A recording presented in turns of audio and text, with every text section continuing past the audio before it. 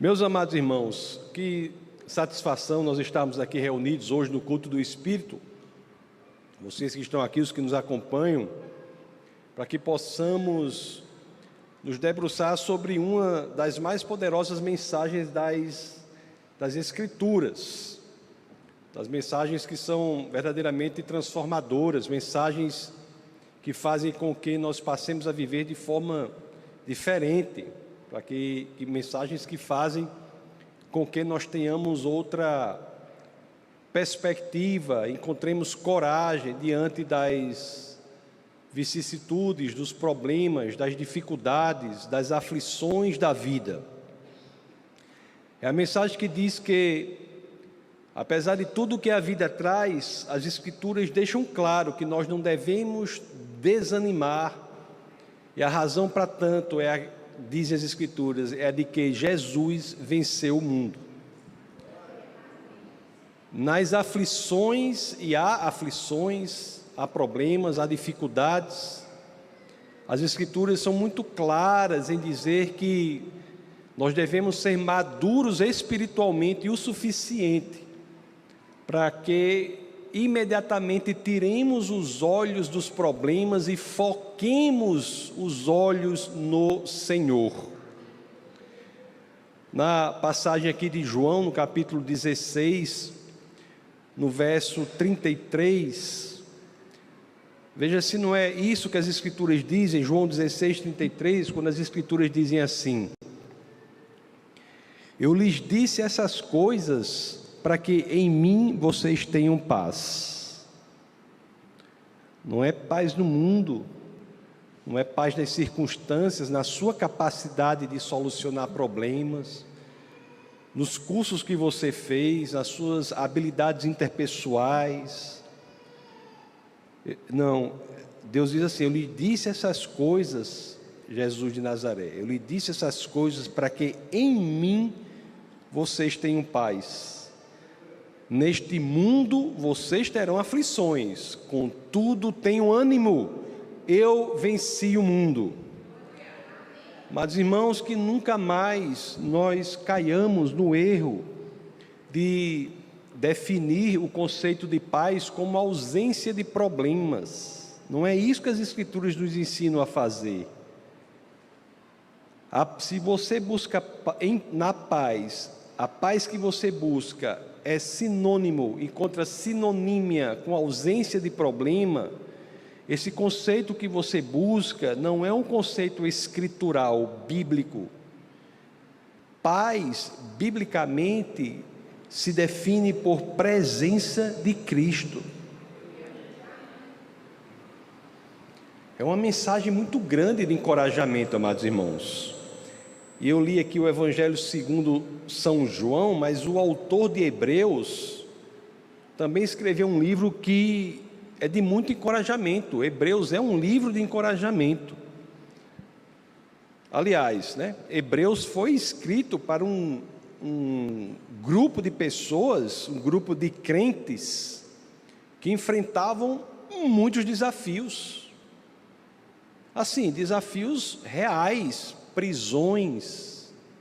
Hebreus foi escrito por um grupo de crentes que enfrentava confisco de propriedades por serem crentes, por serem discípulos de Cristo, invasões em suas residências. E foi para esse grupo de crentes que o livro de Hebreus originalmente se dirige, mas, como sabemos, pela inspiração do Espírito de Deus, as informações aqui, os ensinamentos, são direcionados a todos nós, que encontramos dificuldades, sim, na nossa caminhada cristã.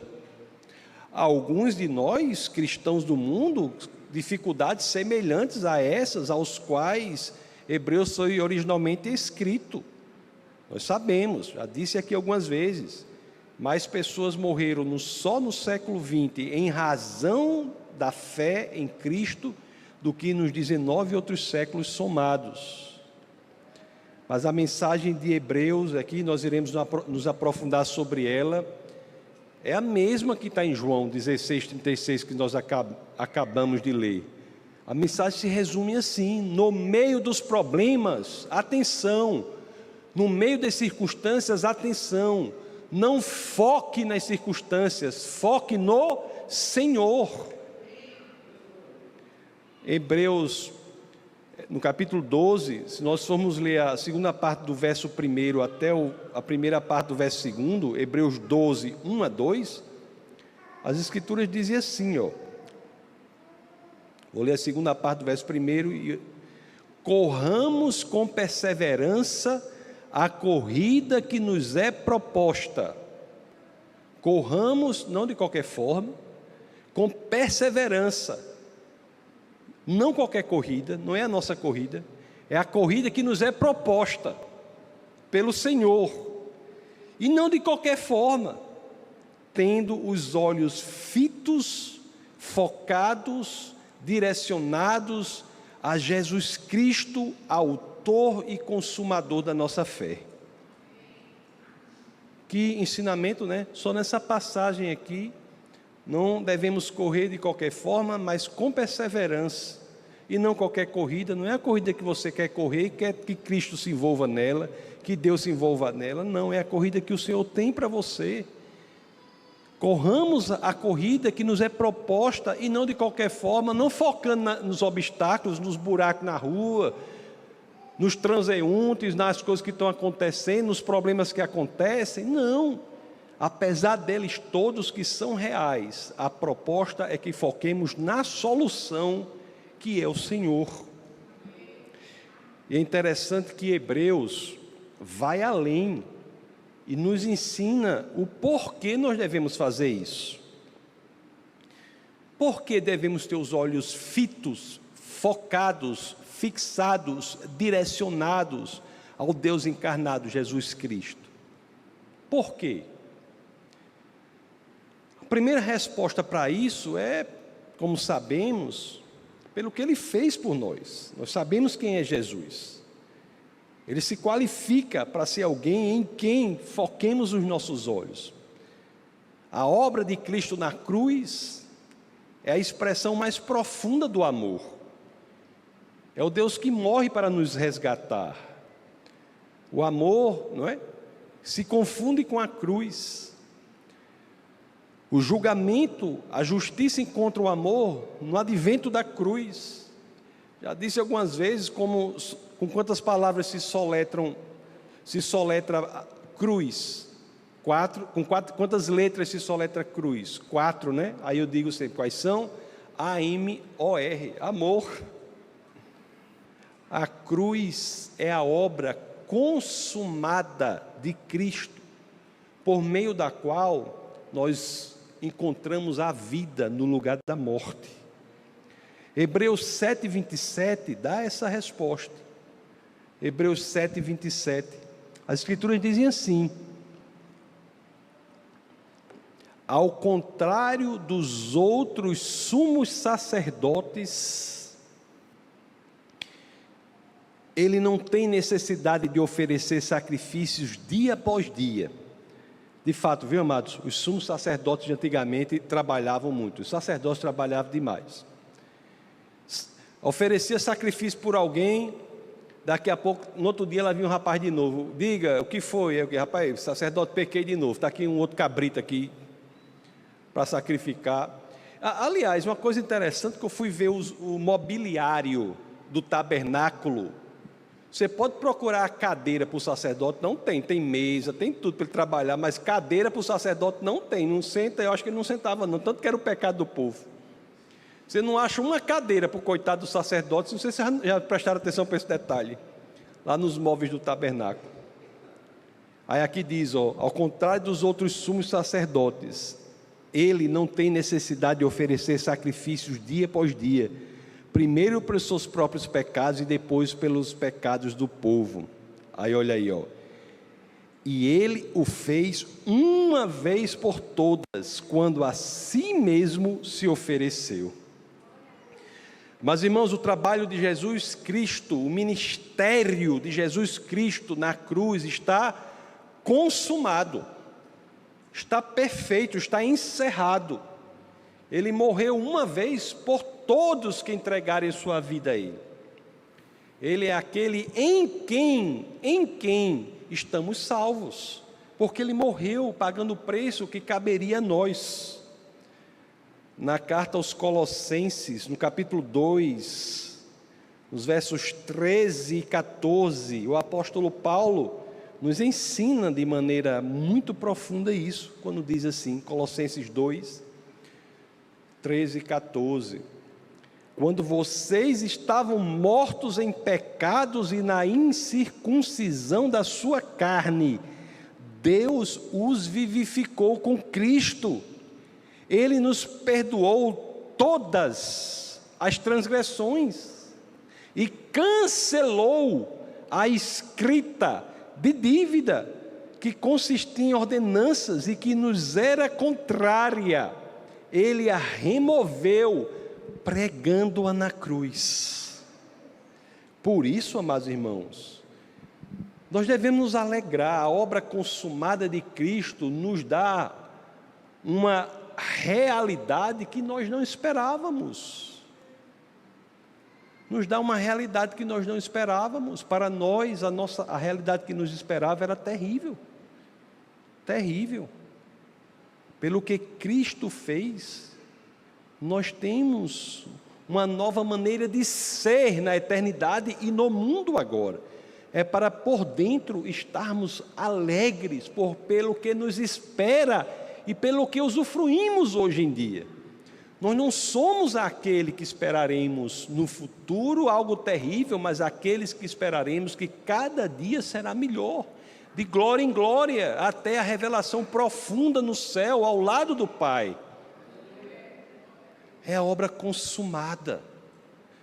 Mas Cristo, Ele se qualifica também como aquele em quem nós devemos fitar os nossos olhos, focar os nossos olhos, não só pela obra consumada, pelo ministério consumado, mas eu não sei se vocês já pensaram, mas Jesus de Nazaré tem um ministério, veio exercer um ministério que não está consumado. Jesus de Nazaré veio exercer um ministério que ele ainda continua a desempenhá-lo. E é também por isso que devemos estar alegres e com os olhos focados e fixos nele. Vamos entender isso. Vamos entender isso, porque a gente fala sobre isso. Porque tem um ministério que é consumado. Ele diz ao morrer, está consumado. Ministério da cruz, está consumado. Mas tem outro ministério que ele veio fazer aqui, que ele não consumou, não encerrou durante o seu tempo aqui na terra e ainda continua a exercê-lo. Para entender isso, vamos primeiramente olhar aqui os últimos momentos de Cristo antes de sua ascensão aos céus. Jesus morreu, ressuscitou, passou aqui 40 dias com os discípulos, desaparecia, ensinando os discípulos sobre o reino de Deus, ensinando aos discípulos a viverem sem a sua presença física, crerem sem a sua presença física, e ao final ele ascende aos céus. Vamos ver os últimos capítulos, quase os últimos versos do Evangelho de Lucas. Lucas 24, vamos ler dos versos 50 a 51, vamos prestar atenção como o Evangelho de Lucas descreve a ascensão de Jesus. Pelo menos esse ponto específico. Olha o que as Escrituras dizem aqui, Lucas 24, 50 a 51. Tendo-os levado até as proximidades de Betânia, levou os seus discípulos até a proximidade de Betânia, Jesus ergueu as mãos e os abençoou. Presta atenção ao verso 51. Estando ainda a abençoá-los, ele os deixou e foi elevado ao céu. Amados irmãos, qual foi a última visão que os discípulos tiveram de Cristo aqui na terra? Qual foi, o que Jesus estava fazendo? Jesus não estava apenas os abençoando, mas as Escrituras nos dizem que Ele estava os abençoando continuamente. O verso 51 diz: estando ainda a abençoá-los, Ele os deixou e foi elevado ao céu. Ele não subiu por conta própria ao céu, não. Ele sofreu uma ação do céu que o elevou ao céu.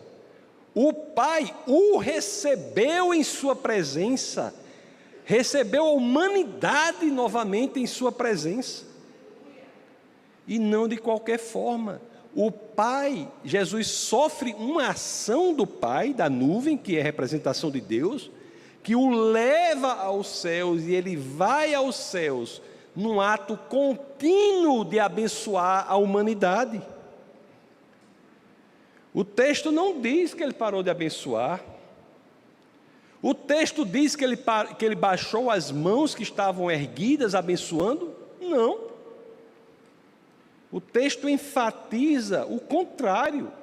E vou reiterar aqui que isso é muito importante. Estando ainda a abençoá-los, Ele os deixou e foi elevado ao céu.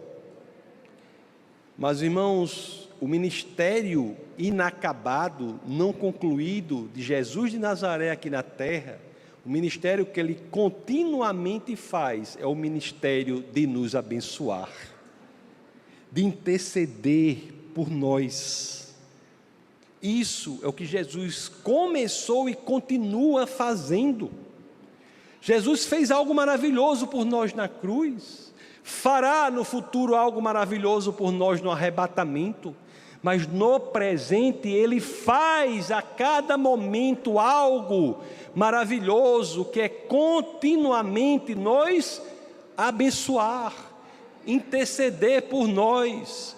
É por isso que nós podemos ter os olhos fixos, focados, direcionados naquele que é autor e consumador da nossa fé.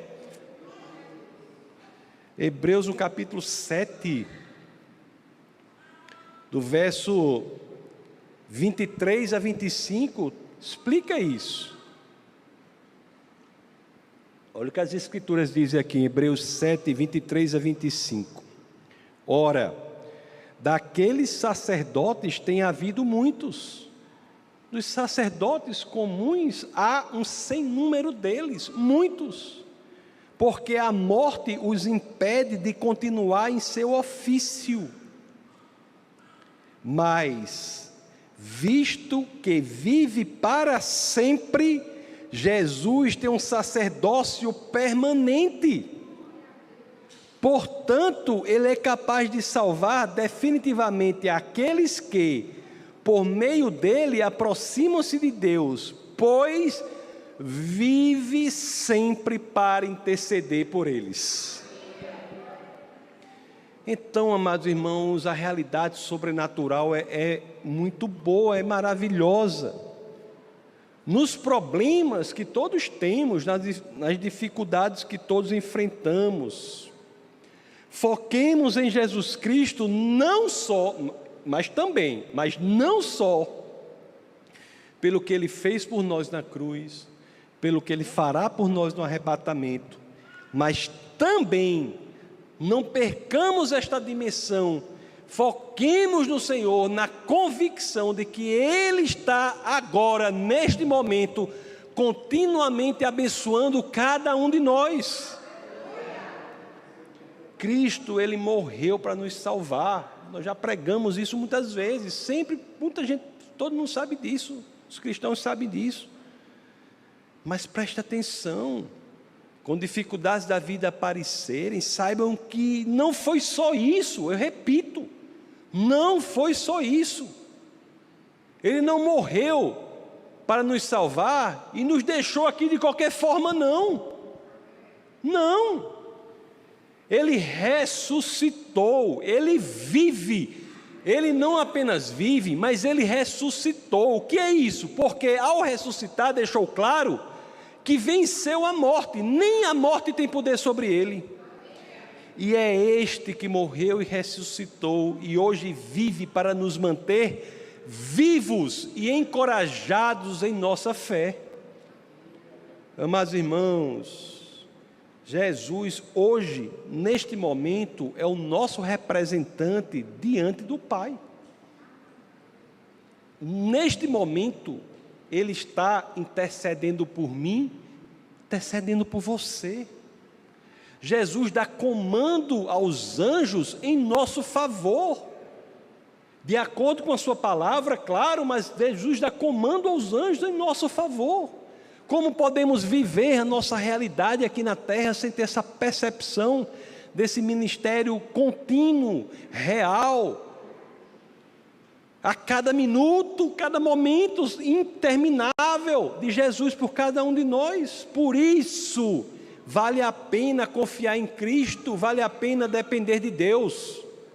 Por isso, Ele não só nos salvou, amados irmãos, mas nessa caminhada aqui que estamos, Ele nos abençoa e por meio do Seu Espírito caminha conosco. Por isso que eu tenho dito, as dificuldades aparecem, o que é que devemos fazer enquanto cristãos? Entregar ao Senhor, coloca nos pés da cruz, coloca no altar, coloca as dificuldades ali, ora ao Senhor e diz: Senhor, a situação é essa, assuma a liderança da minha vida. Você não é verdadeiramente cristão se Jesus é o seu copiloto, irmão. A experiência cristã é a de Jesus sendo o piloto. Por isso que vale a pena orar a Cristo, orar ao Senhor, orar ao Pai em nome de Cristo, para que Deus possa assumir a liderança em nossa vida. É interessante que muita gente chega assim, né? Eu vou aproveitar para dizer isso aqui, porque a gente diz assim: não, eu tenho uma oração fraca. Tem gente que ora é uma coisa maravilhosa, né? Tem outros como eu que não sei orar assim tão bem. Oração é fraca. Essa oração é fraca. Mas sabe o que é que eu tenho a dizer à pessoa que, como eu, tem oração que parece oração fraca? É o seguinte: o poder não está na oração, o poder não está em quem ora, o poder está no nome daquele em quem nós oramos. Sua oração pode ser igual de um cibite, irmão. Você pode orar igual um pato manco. Você pode orar do jeito que você quiser. Não é você, não é o seu poder, irmão. Não é o seu poder. A oração em si não tem poder. A oração o conecta com aquele que não há definição de poder possível que não leve ele em consideração. Todo poder provém do Senhor. A oração o conecta à fonte do poder. A oração é poderosa, é fraquinha. Sua oração parece uns ventinhos.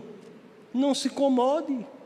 O poder não é seu, é do Senhor. Você quer ter uma ideia? Eu vou falar assim um termo bem nordestino aqui. Mas eu acho que quem estiver ouvindo de fora aí, procura depois. Você quer ter uma ideia do moído que acontece na terra e no céu quando a gente ora? Qual é o moído? Qual é a resenha? O que é que acontece na terra e no céu quando um crente, um santo, alguém que entregou a vida ao Senhor ora, independentemente de como seja a oração? Para ter uma ideia disso, tem lá em Apocalipse, capítulo 8. Nós vamos ler os versos 3 e 5. Eu já adianto, irmãos, que aqui em Apocalipse 8, 3 a 5, quando fala de anjo, é uma referência a Jesus Cristo. Jesus Cristo muitas vezes é chamado anjo de Jeová, chamado em anjo como em Gênesis, que não precisa abrir, mas só para registrar, depois na gravação vocês podem procurar para ver outros exemplos que Jesus é referenciado como anjo, Gênesis 16, 13, Gênesis 31, 11, Gênesis 31, 13, Juízes 6, 22, Oséias 12, 3 a 4, são exemplos das Escrituras em que Jesus é referenciado como anjo, e aqui em Apocalipse 8, 3 a 5, é um desses exemplos. Vamos ver o que acontece na terra e no céu, quando alguém ora bem fraquinho, por exemplo, não tem essa oração. Vamos ver o que diz aqui, olha o que as Escrituras dizem. Apocalipse 8, 3 a 5. Outro anjo, já sabe quem é, que trazia um incensário de ouro, aproximou-se e se colocou em pé junto ao altar. A ele foi dado muito incenso para oferecer, sabe com o quê? Com as orações de todos os santos sobre o altar de ouro diante do trono. E da mão de Jesus de Nazaré, e da mão do anjo, subiu diante de Deus a fumaça do incenso com as orações dos santos. A oração do santo era uma fumacinha de incenso. Uma coisinha fraca. Pensa numa coisa assim, futura, é uma fumacinha de incenso. Não é uma fumaça de um canavial queimando não, irmão. É uma fumaça de incenso. Olha o que diz aqui, ó. E da mão do anjo subiu diante de Deus a fumaça do incenso com as orações dos santos. Foi assim que as orações de Deus foram entregues ao Pai, com uma fumacinha de incenso. Então o anjo pegou o incensário, encheu-o com fogo do altar e lançou-o sobre a terra. E da perspectiva dos céus, aquele incenso fraquinho parecia, sabe o quê? E houve trovões, vozes, relâmpagos e um terremoto.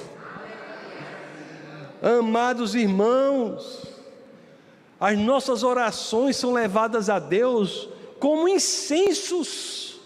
Não se preocupe, coisas simples. Mas quando chegam lá, o que acontece?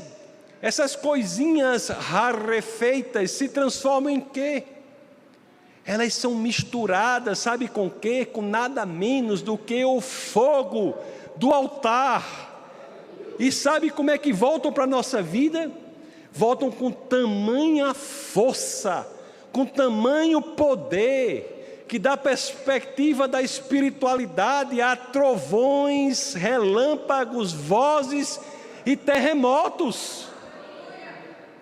Amados irmãos, é uma transformação. É uma transformação. É uma coisinha pequenininha que se transforma numa muito grande. É como aquela bombinha triangular, que eu não vou dizer o nome, que é um nome feio. Sabe que é uma bombinha do São João, que tinha, que a gente soltava?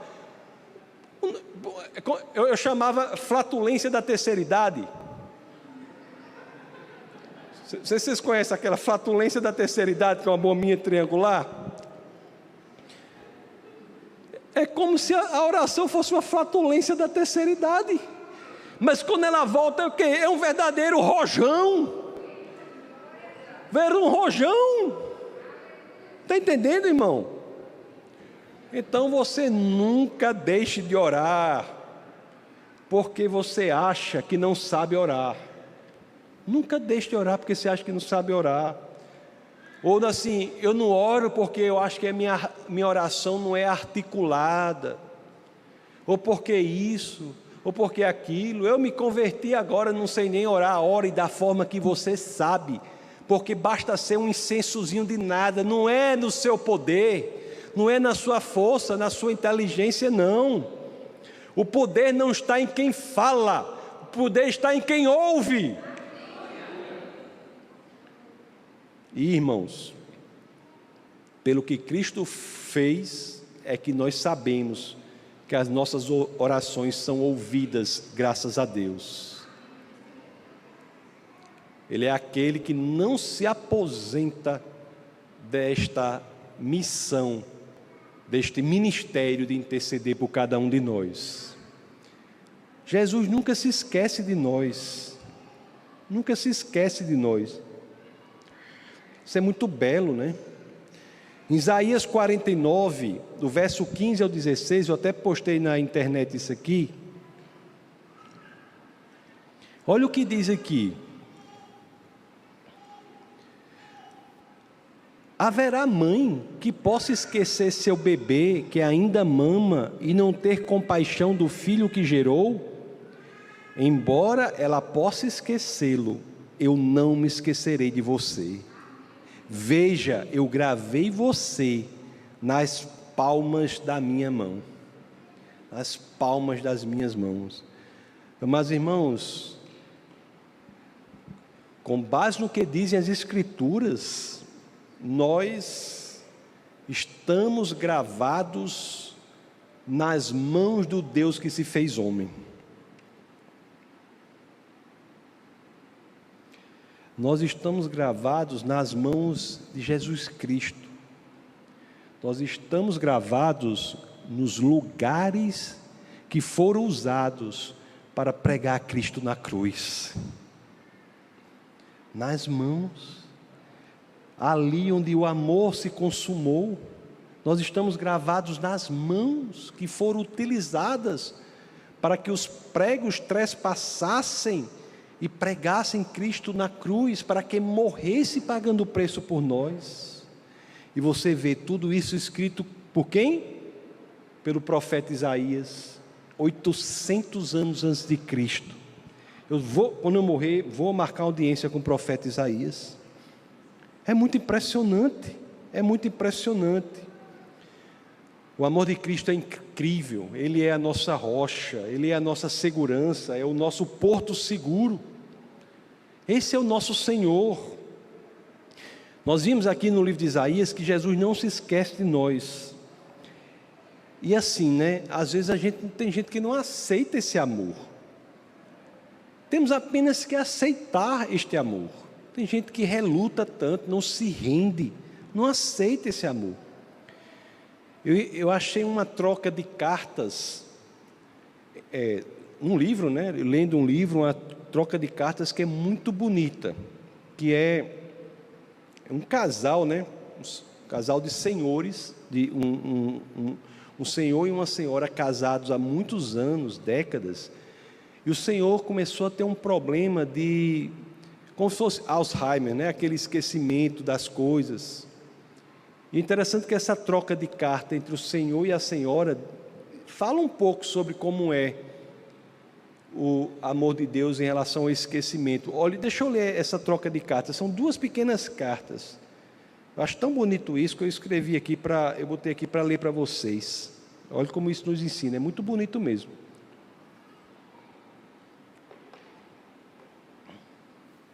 Vou ler a carta.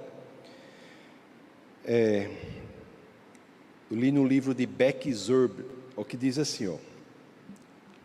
Traduzir para vocês assim, ó. A carta do senhor para a senhora. É assim, ó. Ele está tendo esse problema, ele está no início com a consciência de que está esquecendo. Ele diz assim, ó. Minha doce esposa, hoje o medo está tomando conta de mim. Está chegando um dia em que todas as minhas memórias desta vida que compartilhamos terão desaparecido. Você e os meninos vão embora de mim. Eu vou te perder mesmo quando estarei cercado por você e pelo seu amor. Eu não quero te deixar. Eu quero envelhecer no calor de nossas lembranças. Perdoe-me por sair tão devagar e dolorosamente. Aí a esposa, né, segurando as lágrimas, respondeu assim, ó. Meu doce marido,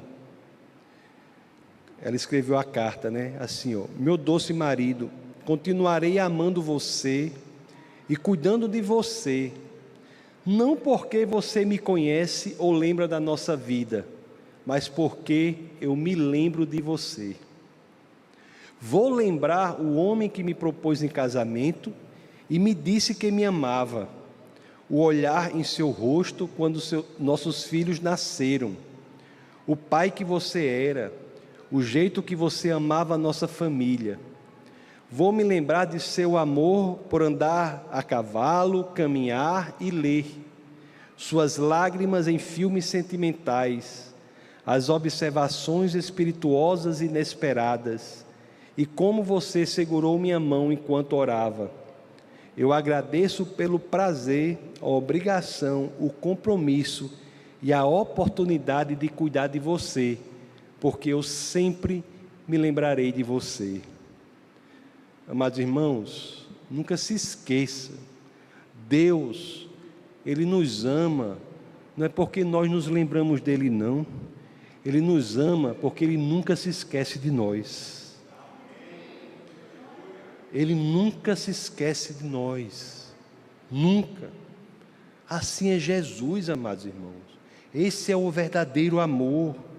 É Jesus em quem nós devemos ter os nossos olhos fixos, em nossas dificuldades. Fixemos os olhos no Senhor. Glória a Deus por isso, irmãos. Vamos orar. Obrigado, Pai, por tudo que o Senhor nos tem mostrado. Obrigado, Senhor, por Tua Escritura. Obrigado, Senhor, pelo Teu ministério acabado, consumado e ter morrido em nosso lugar. E obrigado, Pai, também pelo ministério que continua, que é o ministério de interceder por nós, de nos abençoar, de estar com os braços erguidos, nos abençoando. Obrigado, Jesus Cristo, por esta realidade, por saber que mesmo quando nós nos esquecemos de Deus, nós sabemos que Deus não se esquece de nós. Está com os braços erguidos, abençoando cada um, e também os braços estendidos, esperando qualquer um que queira voltar à presença do Pai. Obrigado, Jesus, por uma realidade tão bela, tão sublime, por uma realidade tão sobrenatural, que nos constrange diante de tamanho amor. E é no nome de Jesus Cristo, no nome poderoso, do nosso Senhor e Salvador, que todos aqui, em uma só voz, dizemos: amém.